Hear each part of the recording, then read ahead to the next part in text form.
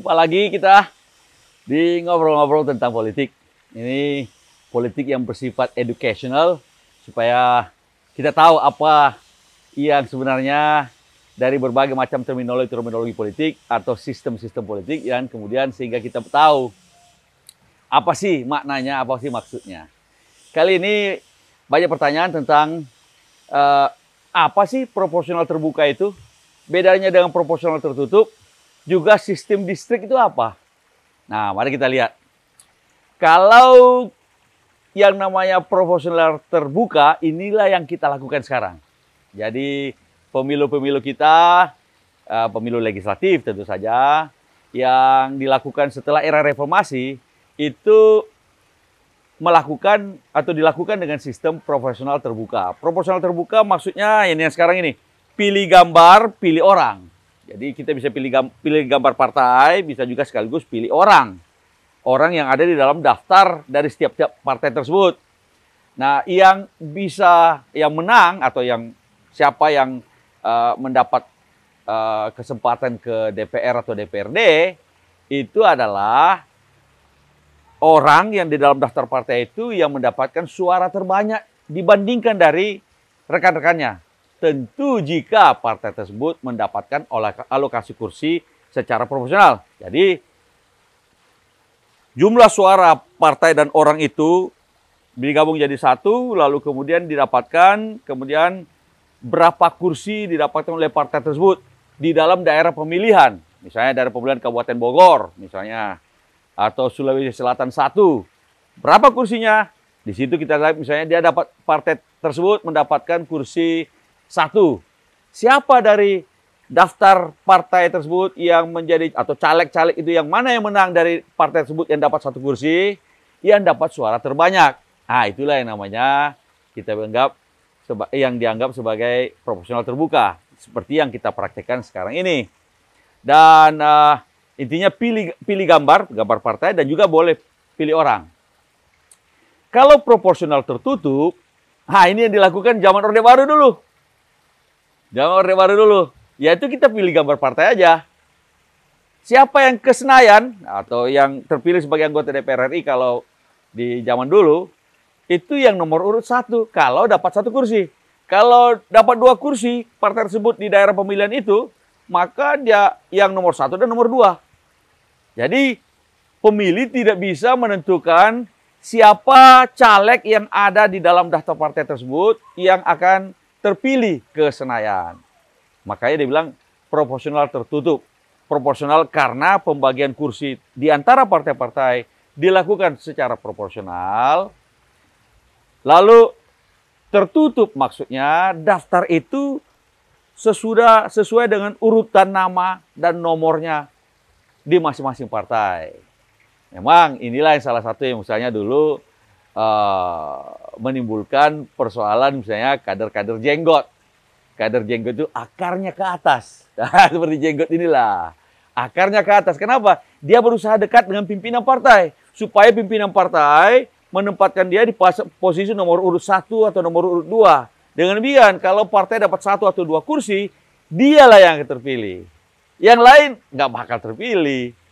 Dan yang nomor 1 itu, walaupun dia tidur, walaupun dia nggak melakukan apa-apa, selama dapat 1 kursi, nomor 1 dapat. Nomor 1 melenggang ke Senayan, kira-kira begitu. Nah, beda dengan proporsional terbuka. Proporsional terbuka, semua caleg di dalam partai yang sama bersaing. Kalau dia cuma tidur-tiduran, ya tidak bakal suaranya terbanyak. Sehingga kalau partai tersebut dapat kursi 1, yang terpilih bukan yang nomor urut 1, bisa saja nomor urut 6. Kalau suaranya terbanyak di antara caleg dari partai tersebut di daerah pemilihan tersebut.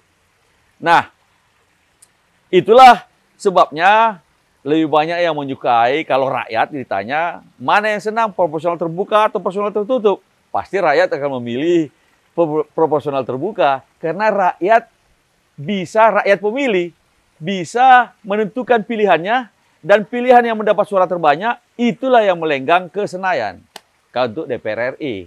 Kalau proporsional tertutup, itu yang disukai oleh pimpinan-pimpinan partai. Karena pimpinan partai biasanya dapat nomor urut kecil, nomor 1 atau nomor 2. Sementara yang lain bukan pengurus partai, bukan petinggi partai, biasanya nggak dapat nomor urut yang bagus.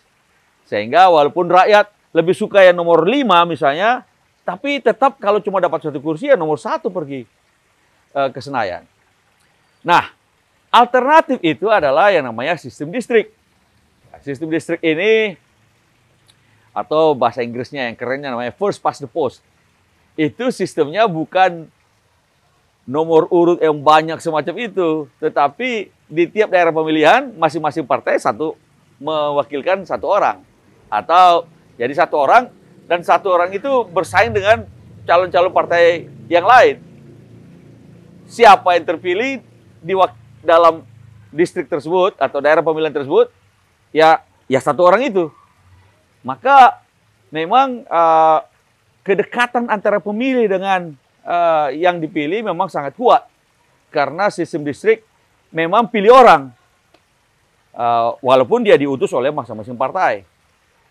Memang di Indonesia beberapa kali ada usulan untuk sistem distrik, tetapi biasanya partai-partai menolak untuk sistem distrik karena banyak partai agak khawatir kalau dengan sistem distrik individu calon menjadi jauh lebih penting. Sementara partainya tidak terlalu penting. Sehingga juga lagi pula ya memang kalau dalam sistem distrik ada yang mau mengkritik bahwa terlalu banyak suara hilang, suara hangus. Ini kan karena yang dipilih cuma 1 dan 1 itu misalnya dia dapat 30%, 70% suara hangus. Itu salah satu kritik dari sistem distrik. Walaupun kita lihat sistem pemilihan presiden kan 1 yang dipilih, yang lain suaranya juga hangus. Pemilihan kepala daerah langsung juga begitu. Yang 1 yang terpilih, yang lain suaranya hangus. Itu tidak terlalu masalah sebenarnya. Tetapi itulah pilihan-pilihan di dalam sistem politik. Sebenarnya ada sistem lain lagi sebenarnya yang menjadi kombinasi antara sistem distrik dan sistem proporsional. Atau paling tidak kombinasi antara pilih daftar partai dengan pilih daftar yang dilakukan secara proporsional terbuka. Ini yang dilakukan namanya sistem kombinasi seperti di Jerman. Di Jerman itu ada kursi yang diperuntukkan untuk daftar tertutup partai. Jadi partai, distriknya bersifat nasional, lalu kemudian partai menentukan caleg-calegnya dan diatur menurut daftar diatur menurut daftar urut sesuai dengan partai punya mau. Nah, itu dan selebihnya adalah sistem di mana terbuka pada rakyat untuk mana yang mau dipilih. Ini juga salah satu alternatif yang menarik untuk kita pikirkan di Indonesia untuk mengkombinasikan aspirasi partai yang ingin supaya beberapa petinggi-petinggi partai yang mengurusi partai di pusat tapi jarang ke daerah, maka dia membutuhkan orang-orang yang diinginkan untuk masuk ke parlemen ataupun juga ahli-ahli tertentu yang kalau dari sisi popularitas nggak mungkin terpilih, tapi dibutuhkan oleh partai tersebut, apakah akuntan, ya, ataukah ahli sejarah dan sebagainya, bisa ditaruh di daftar partai. Sehingga kalau partai itu misalnya, kalau di Jerman kalau tidak salah itu jumlah kursi untuk daftar partai itu bisa sampai 20%, 25%, 30%. Saya tidak tahu yang terakhir, tetapi selebihnya adalah daftar yang dipilih oleh rakyat secara langsung. Maka itu adalah model kombinasi. Nah, sekarang ini kita di Indonesia sekali lagi kita sistemnya proporsional terbuka. Memang ada yang ingin kembali ke proporsional tertutup, tapi bagi saya itu kemunduran. Kembali kepada proporsional tertutup. Kenapa?